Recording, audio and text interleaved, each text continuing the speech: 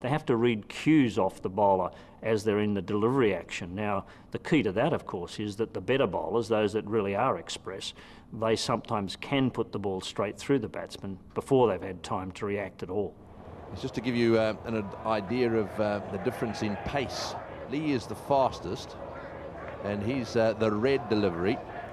Gillespie just behind him in blue, if you like, and then McGrath at the back. So you can see the difference there, how much quicker Lee gets to the batsman than McGrath. Oh, well bowled, well bowled. That went past his nose at 143 kilometres an hour. So looking at that graphic we had there, in sort of layman's terms, sitting back in front of your viewing machine, Lee is a metre quicker than Gillespie, means he gets onto the batsman that much quicker, and 2 metres quicker than McGrath. That is a considerable amount. Might not sound much when you've got the old scale 22-yard pitch, but Lee is pacey.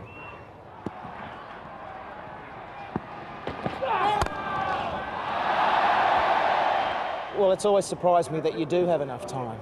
Somehow your body reacts, and I mean, occasionally you'll get it wrong, and he has hit me in the head, and he has hit me, you know, there's been the body blows, and there's been certainly body blows in the nets against the guys like Brett Lee, and occasionally the body just fails you, and often that's when you're thinking about too many other things, or you are concentrating on, wow, he's bowling quick today, how am I going to get in behind this one? And you might just intimidate slightly more, but generally you do react, and as I say, you surprise yourself, and I think overall I've been known as a big foot mover when I bat.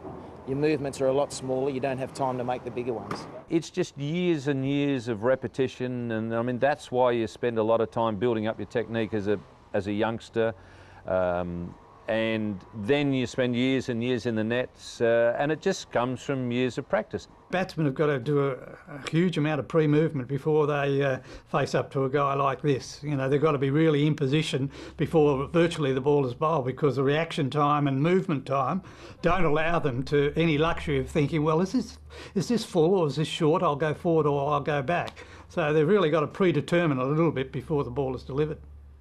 I think pre-planning's the key, yeah, and we don't know too much about this, but it seems to be a pre-planned structure that we typically know where the bowler typically bowls. You equally then know how you will stroke the ball to different parts of the ground. I wouldn't suggest that they decide to hook before the ball's released, but I think there's a lot of pre-planning goes into quality batting against high-speed bowling.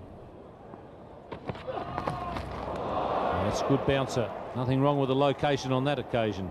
In accumulating more than 5,000 test runs, dynamic opening batsman Michael Slater has long been regarded as one of the finest exponents of batting to pace bowling. Facing a hostile Shoaib Akhtar in Brisbane, he once smashed 169 runs, but not before overcoming a barrage of bouncers. It was just a contest the whole time Shoaib was on. He was, you know, I'm sure at times trying to kill me and then trying to get me out. And there was a pull shot that I played when I would have been about 60. I'd been evading most of his shorter deliveries because they tend to be a yard or two quicker, because they're a genuine effort ball. And there was this one time, and I was still saying to myself, get out of the way of it. It's a risky shot to try and pull. You could end up in hospital or back in the pavilion. Great shot. How well is Michael Slater seeing the ball? And I just stood up instinctively and pulled it to the fence, and it was like, how did I do that? Where did that come from? And it's those moments that you just get such a buzz, because you